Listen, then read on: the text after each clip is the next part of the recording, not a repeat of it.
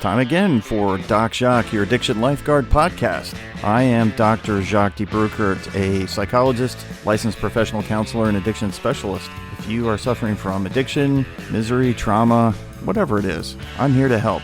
If you're in search of help to try to get your life back together, join me here at Doc Jacques, your Addiction Lifeguard, the Addiction Recovery Podcast.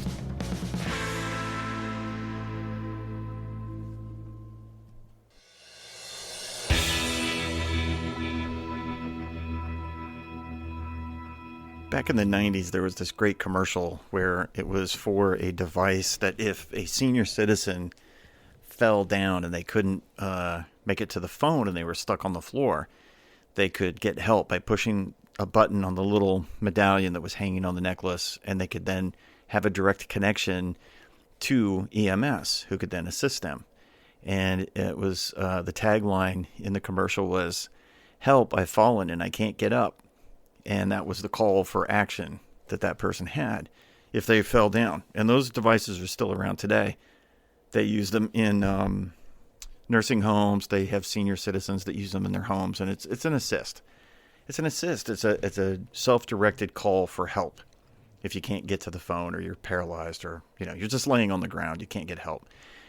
And the thought came to me that it's a very similar kind of situation that can happen sometimes in addiction. Except instead of help, I've fallen and I can't get up, it's more like help, I've fallen and I won't get up. That's what I run into quite frequently. I've fallen and I won't get up. And it's the feigned helplessness. And what happens as a result of that is that the people that are observing it, the loved ones, they seem to buy into the idea that the person needs help, but they're unable to get up.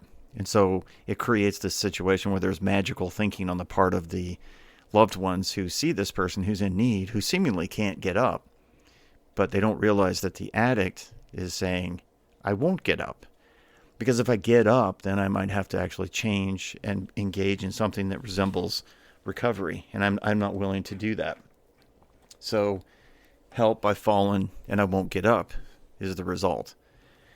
So what I wanted to explore was the idea of not being able to get up versus won't get up.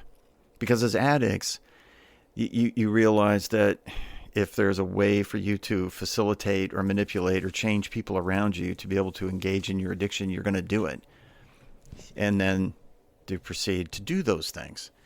It's a funny game that addiction plays with your brain. It turns it and twists it into thinking that's going to somehow, I can continue doing what I'm doing. And the irony of the whole thing is you feel very uncomfortable doing what you're doing. It makes you sick. It's miserable. You're homeless, or you're always hungry or strung out or jonesing for the next hit of whatever. Or in the case of some of the drugs, you're just sick all the time, dope sick if you're not using and you want to. And that's your way of getting help. And it's a craziness, right? Because you engage in this insanity in the thinking. So you figure out pretty quickly that if you appear to be helpless, you appear to be in need, people will pay attention to that need rather than your usage. And it's a game you play with those around you.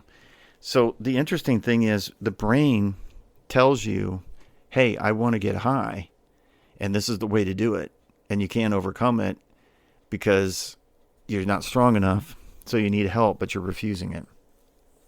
I do interventions for people, and it's a really tough road because you're trying to help the person, the family, get that individual into a recovery process.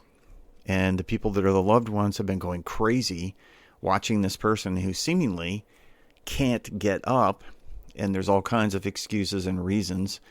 They had bad luck, they had all these things happen, and they're looking at the addict. The thing they're missing is the real problem the addict has, which is nothing to do with the circumstance that they're in at this point.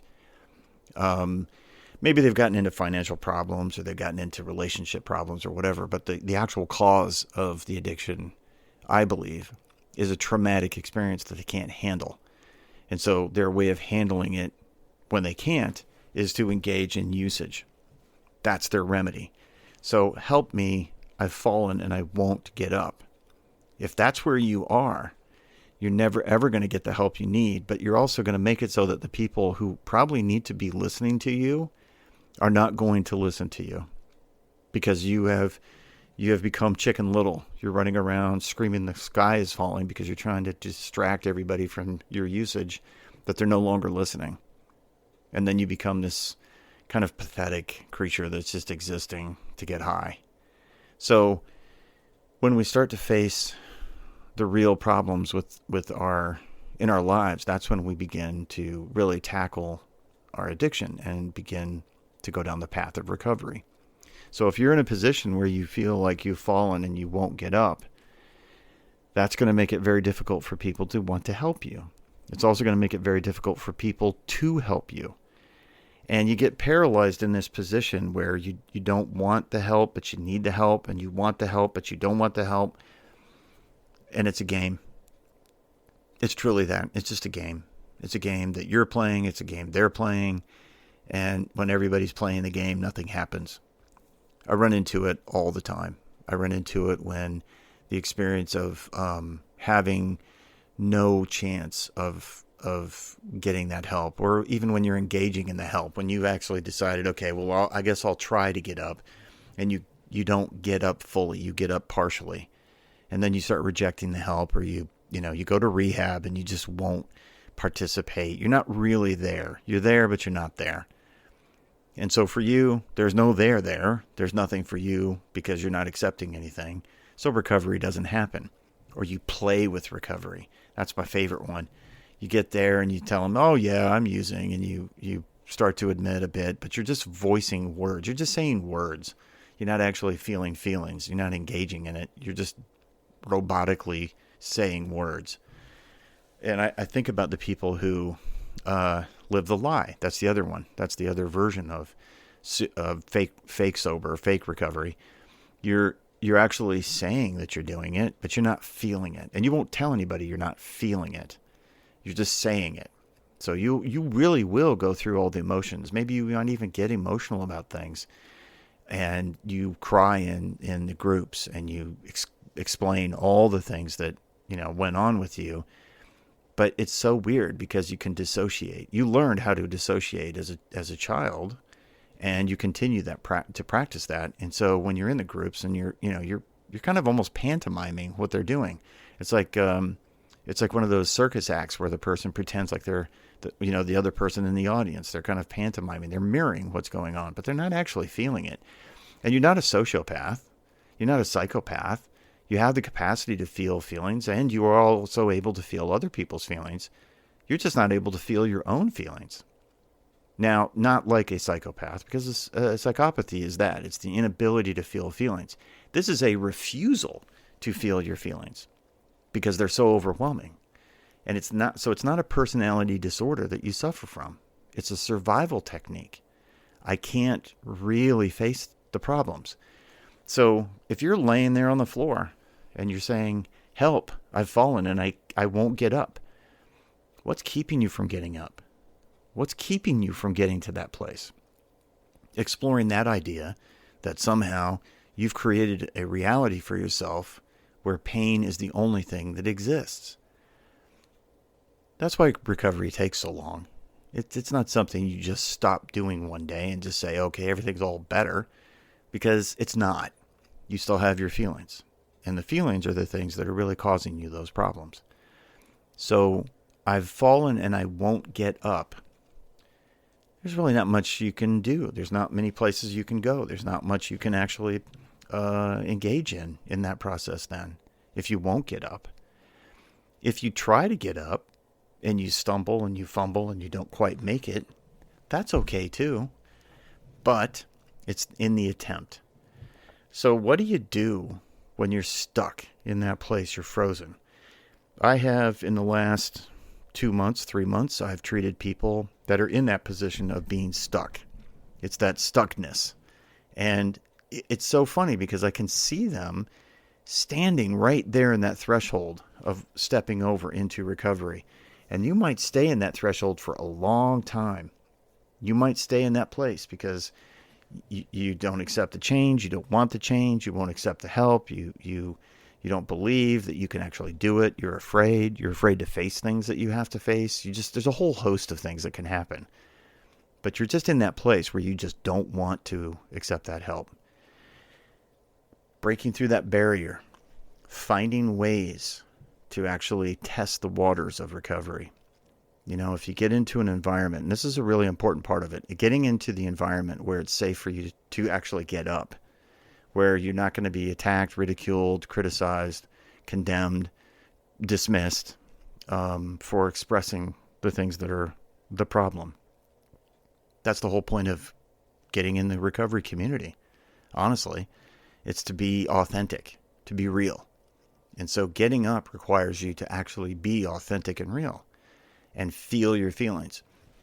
I have worked with a lot of addicts who have spent years working on recovery, and maybe they've got 15, 20 years, and they begin to question their own sobriety, their own sanity, if you will. And they get to the place where they begin to question, and they're feeling that tug of that addiction again, and they might pick up the phone. Those who have come in, they see me. They've been 15, 20, 25 years recovered. Interestingly, they show up in my office, and I begin to explore with them their story. I ask them why they're coming, and they're saying, I don't know, I just feel like I have more work to do. Okay, 20 years, huh?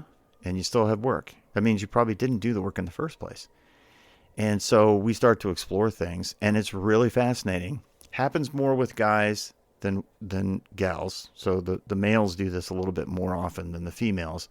And I think that's probably because there's less time where they are willing to talk about the problems in their lives, because women will, but men don't. So men kind of shun the idea of counseling, which is unfortunate, but they do. So what they do is they begin to tell their story, and they tell me things that they have never said before. And I'm like, wow, you're like 15, 20, 25 years in recovery and you never talked about this stuff with anybody? No. Not because they were ashamed or they were hiding purposely because they're trying to be deceptive, but simply because it was so painful that they felt like they couldn't go there.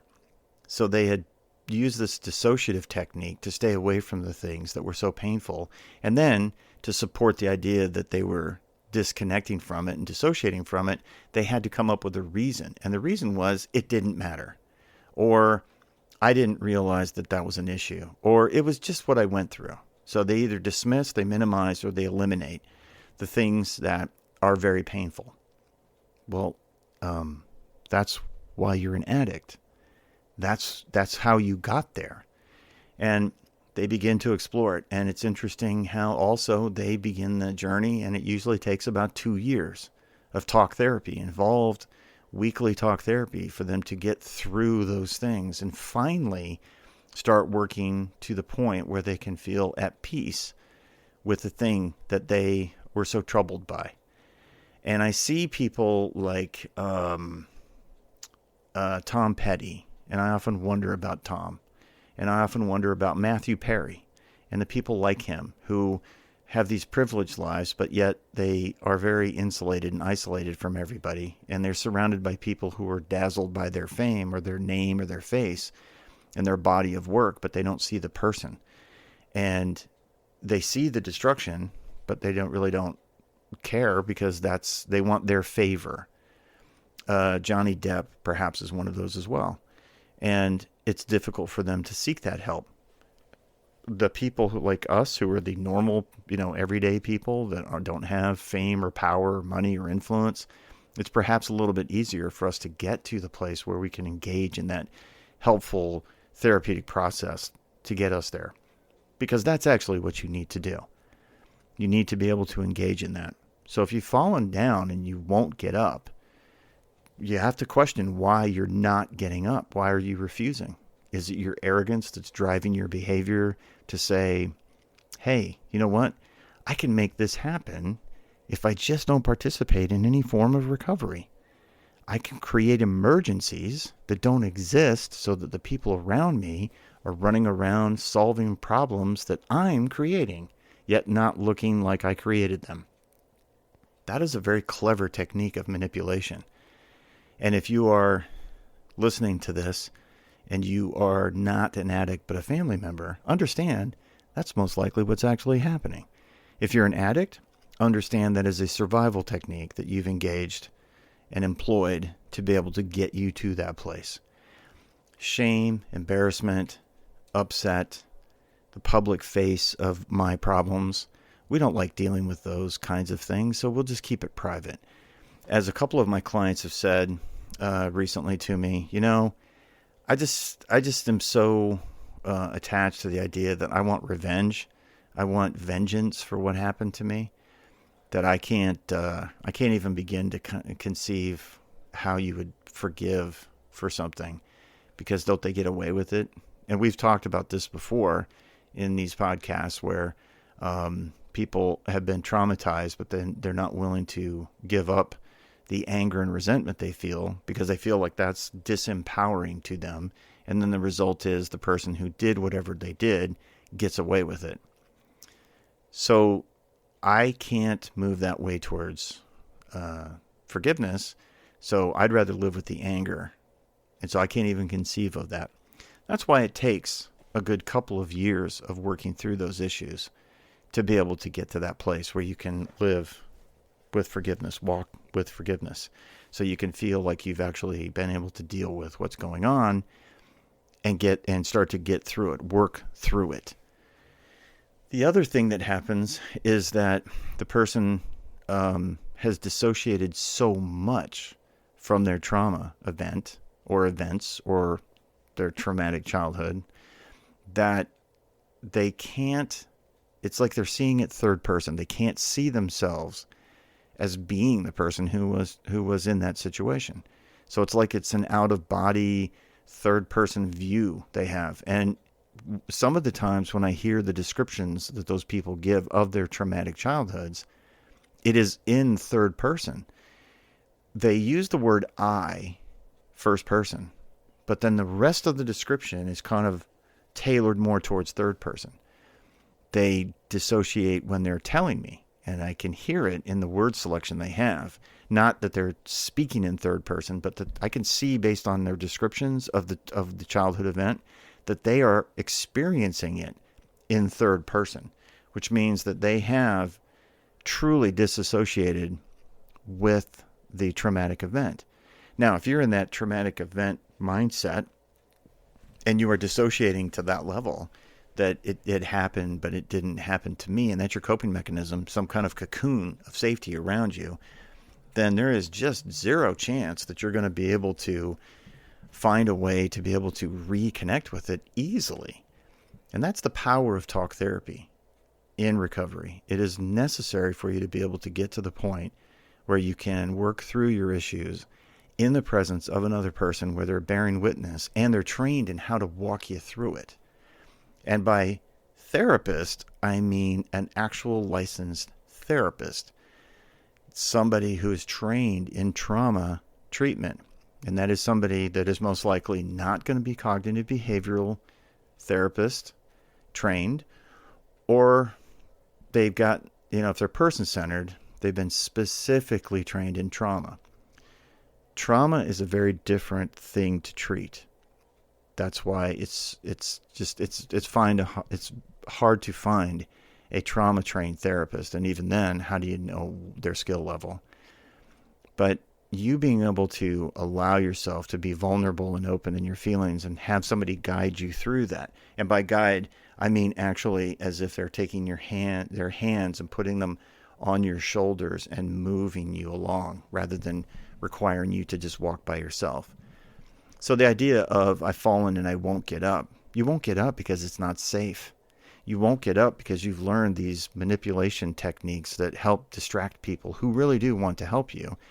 You won't get up because if you get up, maybe you have to change. Maybe you have to do something that you fear. Maybe you have to face those fears. Maybe you have to do some really hard work on yourself. So help, I've fallen and I won't get up.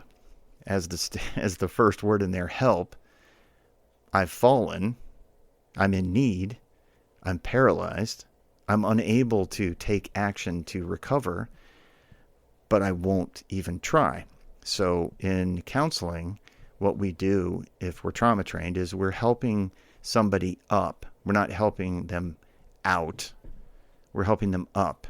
We want to get them out of that stuck position and to be able to then begin to fully recover from their trauma.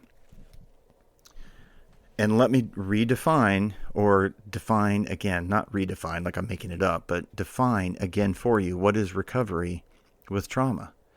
It is not a process where you have the traumatic memory removed from your brain. That is not possible.